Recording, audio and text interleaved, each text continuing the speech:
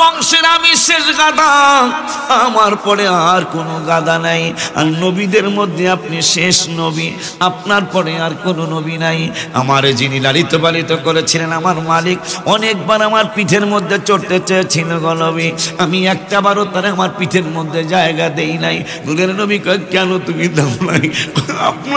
আপনার শরীর মোবারকের ছোঁয়া আমার পিঠের মধ্যে লাগানোর জন্য আমি মালিকের একবার আমার পিঠের মধ্যে চড়তে দেই নাই। বাজারে আমার আমি আশ্চর্য হয়ে যাই, কেন আমরা নবী নবী করি রে? কেন মুরব্বীরা আমাদেরকে নবী নবী শিখিয়ে গেলেন? সেটার আর একটা প্রমাণ দিয়ে আবার আমি গাদার কাছে চলে আসবো ইনশাল্লাহ। আয় হায়, কোরআনের ভিতরে নামাজের দাওয়াত দিছেন আল্লাহ 82 জায়গায়, জিকিরের দাওয়াত দিছেন আল্লাহ 286 জায়গায়, জাকাতের দাওয়াত দিয়েছেন 25 থেকে 35 জায়গায়, রমজানের রোজার দাওয়াত দিয়েছেন। এই কথা যখন আমি শেষ করবো তখন ইয়া রাসূলুল্লাহ কয়ে জীবনের শ্রেষ্ঠ একটা ডাক দিবেন, শুনলেই ডাকটা ইনশাল্লাহ আসবে।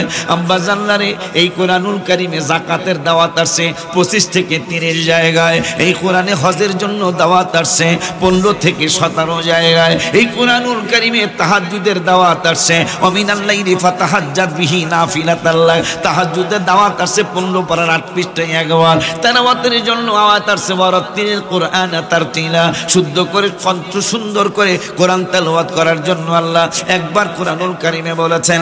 মা বাবার খেদমতের কথা কোরআনুল কারিমে 5, 7, 10 জায়গায় হইতে পারে। এইভাবে এক এক রকম আয়াত এক এক জায়গায় নাজিল হয়েছে। জিহাদের আয়াত কয়টা আছে জানি না, তবে 25-30টার বেশি হওয়ার কথা না সারা কোরআনুল কারিমে। কিন্তু আমার নূরের নবীর কথা মুরব্বীরা কেন ইবাদতের পাশাপাশি নবী নবী বলা শিখে গেল, সেইটা কোরআন থেকেই পেয়ে গেলাম। আমি তো হাফেজ, এরপরে আলিয়া কমি দুটোতে আমি লেখাপড়া কম বেশি করেছি। আব্বা জান্নারে আমার আমি হিসাব করে দেখতে দেখতে দেখতে দেখতে আমি কাঁদতেছিলাম যখন আমার নূরের নবীর কথা 286 বার, জিকিরের কথা 286 বার পার হয়ে গেল, 300 বার পার হয়ে গেল, 350 বার পার হয়ে গেল, হাবিবের কথা বলা শেষ হয় না। এরপরে 400 বার পার হয়ে গেল, 500 বার পার হয়ে গেল, 1000 বার পার হয়ে গেল। আমি দেখলাম আমার হাবিবের আলোচনা কোরআনুল কারিমে 1400 জায়গা।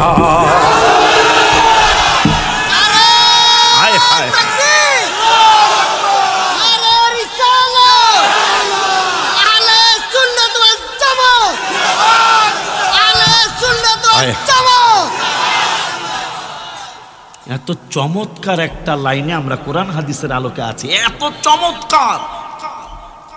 এই জন্য আমি গজল লিখছিলাম, পশুরা মাদ্রাসার মাঠও বলছিলাম নবী নবী বলে মোর দিন কাটে, দিন কাটে গো দিন। সবাই বলি নবী নবী বলে মোর দিন কাটে গো দিন।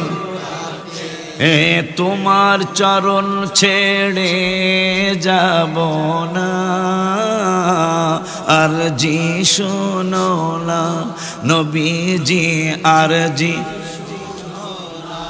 মাঠেই গজল আমি কইছিলাম, মাঠে কইছিলাম, তোরাই তো আমার দাওয়াত দিছিলি। এই যে দাওয়াত দেওয়ার এই একজন, তোমার চরণ ছেড়ে যাব না, আর জি শোনো না নবীজি, আর জি।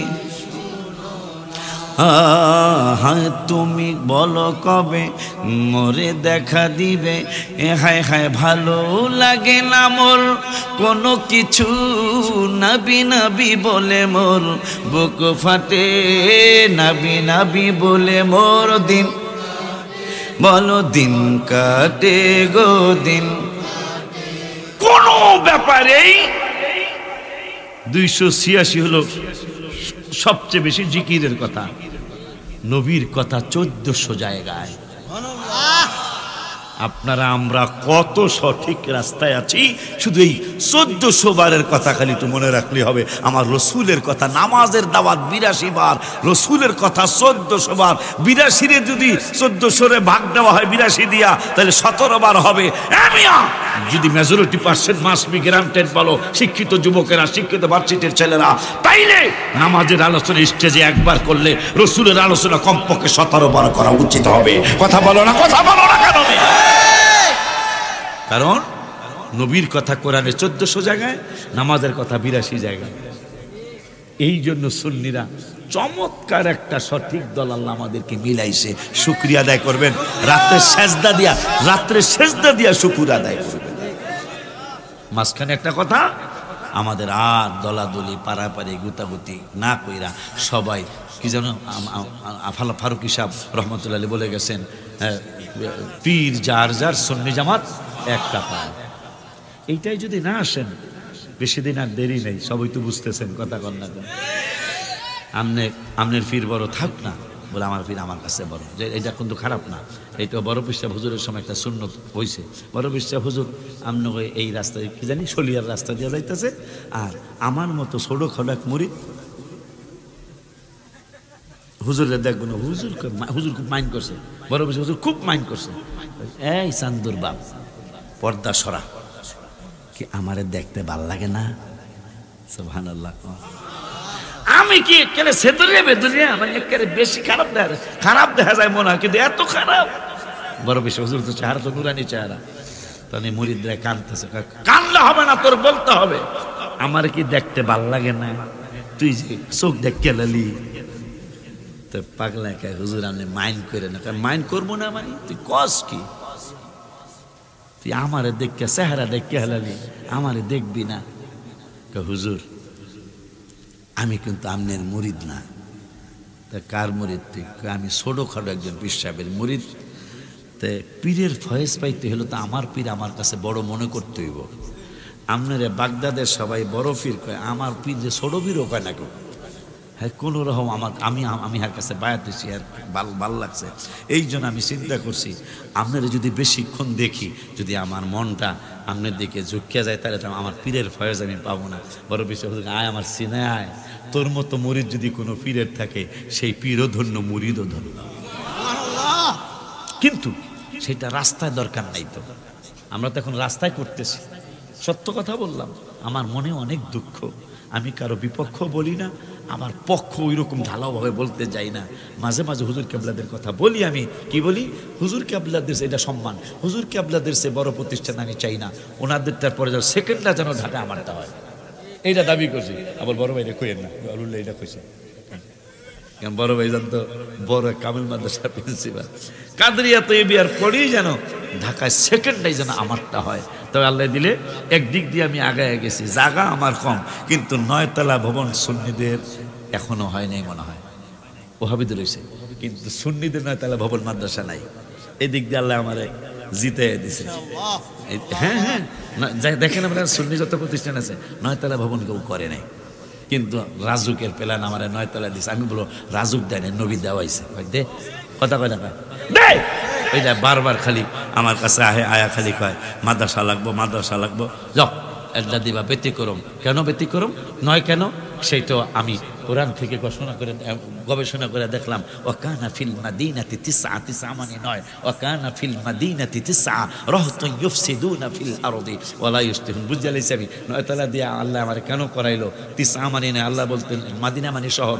শহরে 9 জন ফাসাদকারী ছিল। আমার মাদ্রাসা 9 তলা আল্লাহ বানাইছে। এটার কারণ কি? ওই ফাসাদকারীদের নাতিপুতি কথা কয় না, আসে না হলো। নাইলে কি 1400 বছর আগে আল্লাহ কোরআনে যেটা নিষেধ করছে এই কথাকে জবান দেওয়া বাইরেনি? হ্যাঁ, নবীজি হইলেন আল্লাহর ছাত্র, ভার্সিটির নাম হলো আরশ মুআল্লা। হায় হায় রে, সারা বিশ্বের সমস্ত প্রতিষ্ঠান একসাথ করলো, নবীজি যেই ভার্সিটিতে লেখাপড়া করেছেন ওই ভার্সিটির একটা কোণার সমান হবে না। এত বড় ভার্সিটি, ছাত্র একজন, শিক্ষকও একজন। এই জন্য নবীজি বললেন, পৃথিবীতে এসে কিন্তু বলেন না যে আমি স্টুডেন্ট হয়ে আসছি, আমি তালামিদ হয়ে আসছি, তা বলেন নাকি আমি শিক্ষক হয়ে আসছি। তা পড়লেন কই? আল্লাহর দরবারে। বেলালেরও তো কাজ কারবার এইরকমই হয়েছে। নবীজি মেরাজের রাত্রে ঢুকলেন জান্নাত ভিজিটের জন্য, ঢোকার পরে এই বেলালের জুতার আওয়াজ পাইতেছে। তাই কইতেছে, বেলাল খবরটা কি খবর ইয়া রাসূলুল্লাহ? তুমি এমন কোন কাম করো যে তোমার জুতার আওয়াজ আমি পাইলাম, অথচ বেলাল নবীরে যদি কই নবী হেনা আছে বেড়ারা লাভ দিয়ে ওঠে, কথা কয় না? আর বেলাল যে দুনিয়ায় থিয়া গেল, নবীর পাগল কিন্তু নবী না, নবীর পাগল বেলাল। নবীজি দুনিয়ায় থিয়া গেল, আরশ জান্নাতের ভিতরে ঢুকার পরে বেলালের পায়ের আওয়াজ। নবীর আশেক যদি এক সময় দুই জায়গায় থাকতে পারে, নবীর কথা আমি আর কমু না। সুবহানাল্লাহ কন্যা। বুখারীর হাসিয়ার মধ্যে আসছে, বেলাল দুনিয়ায়ও ছিল, বেলাল জান্নাতেও ছিল। নবীজি জান্নাত উদ্বোধন করবেন, বেলালের কদম আগে জান্নাতে পড়বে, এরপরে নূরের নবীর কদম মোবারক পড়বে। কেন? বেলালের হাতের মধ্যে থাকবে লাগামটা, যেই বরাকের মধ্যে নবীজি চড়বেন, তাই বেলাল তো নিচে লাগাম, বোঝেন তো না, রশিদা আর কি, রশিদা দইরা বেলাল সামনে হাঁটবে, নবীজি উপরে থাকবেন। তাই বেলাল উদ্বোধন নবীই, কিন্তু উদ্বোধন করতে যাওয়ার পরে বেলাল তো নিচে আগেই আছে, বেলালের কদম জান্নাতে আগে পড়বে, পরের কদম মোবারকটা নূরের নবীর পড়বে। উদ্বোধক নবীজি, কিন্তু কদম পড়বে বেলালের আগে, শুধু আশিক রাসূল হওয়ার কারণে। আরে মিয়া, একজন আশিক রাসূলের কারণে কিয়ামত পর্যন্ত কোরআনে একটা আইন করে দিয়েছেন আল্লাহ। শুধু রাসূলের জন্যই আইন চেঞ্জ হয় নাই, রাসূলের আশিকদের জন্য আইন চেঞ্জ হয়েছে। আপনি আশ্চর্য হবেন, ওই সাহাবীর জন্য কোরআনে কমপক্ষে 22টা আয়াত নাযিল হয়েছে। আইন ছিল, ওই কথাটা কইতাম, আপনারা কইলে কম ইনশাআল্লাহ। তো নিয়ম ছিল, রমজান মাসে যদি কেউ বউর সাথে মিলামিশা করতে চায়, ওয়াজ তো ওয়াজ, এটা মাইন্ড করবেন না। যদি ফেকার কিতাব, মাইনুদ্দিন বাইরে জিগান, ফেকার কিতাব যদি কোনো হুজুর লজ্জা কইরা পড়ায়, ফেকায় ফেল করবো না বলাবা? মেয়েদের এমন কিছু বিতর্কিত কথা আছে যেটা যদি না শিখায় হুজুররা ভাঙ্গা, তাইলে মেয়েরা ফেল করবে, আর 1 বছর পরে আবার পরীক্ষা দিতে হবে। এই জন্য ফেকার কিতাব লজ্জা রাখলে হুজুররা পড়াইতে পারবো না। ওয়াজ তো ওয়াজ। যদি কেউ রোজার মাসে স্ত্রীর কাছে যেতে চাইতো, আল্লাহর আইন করেছে ইফতার থেকে এশা পর্যন্ত। কিন্তু একদিন সাহাবী একজন ব্রেক ফেল হয়ে গেছে, চিতুলিয়া গাড়ি থামে, গাড়ি এক টানে দক্ষিণ শলিয়া পার হইয়া মুন্সিরহাট পর্যন্ত গেছে, কথা পায় না, বোঝেন নাই কথাটা? মনে হয় একবারে ব্রেক ফেল, কিন্তু সাহাবী খুব দামি সাহাবী,